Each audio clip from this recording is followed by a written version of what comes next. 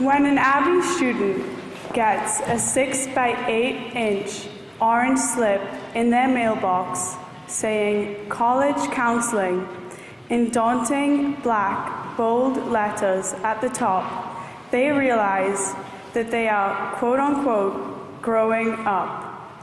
They realize that our Abbey bubble, where we have all sought comfort for the last few years, will soon burst around us, flinging us into the real world of taxes and meal plans. This is the moment we grow up.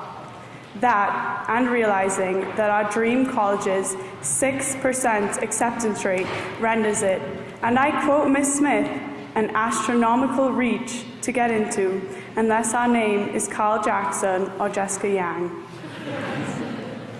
However, because my Abbey career has been anything but conventional, my experience of growing up began much sooner. Pamela Hart. If this name rings a bell for any of you, then you know exactly where I'm going with this. Pam was my roommate and hands down the sassiest person I've ever known. I did everything she said, when she said it, how she said it. Even if she were last to get into bed, I would get out of bed to turn off the lights every single time. I stood up to her once and said no. We both ended up getting dings for having our lights on. Fourth form me had never gotten a ding before, so this was disastrous in my eyes.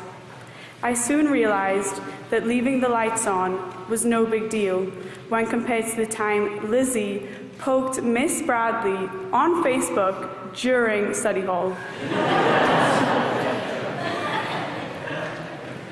But nonetheless, it had dawned on me that I hated being bossed around. So I asked myself, why is it so easy for Pam to tell me what to do?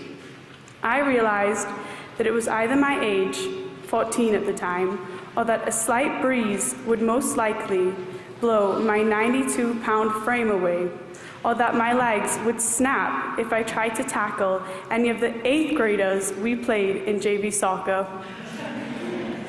Being younger than everyone else in my form served as a cushion for me. No one ever expected me to be particularly impressive at anything, and I liked that. I was everyone's little sister. I also realized that it was much easier to be ditzy than it was to be smart. And it's even easier to follow the other people's orders than order them around myself. And so that's what I did. For a whole year, I was a follower. I literally followed other students around. At first, because I was actually lost, but then I just pretended that I was ditzy. A dumb blonde is the term people used, I believe. And that's how my Abbey career went on, until I saw that orange college counseling slip in my mailbox. I realized that time waits for no one. It was time to take my life and myself seriously. The scale also read 121 pounds, so I knew it was time to grow up emotionally and mentally as much as I had grown physically. And surprised, in taking myself seriously, I found my self-respect too. When I realized that I could, in fact, decipher Macbeth without No Fair Shakespeare, Schmoop, and SparkNotes open on my laptop all at the same time, I felt proud of myself.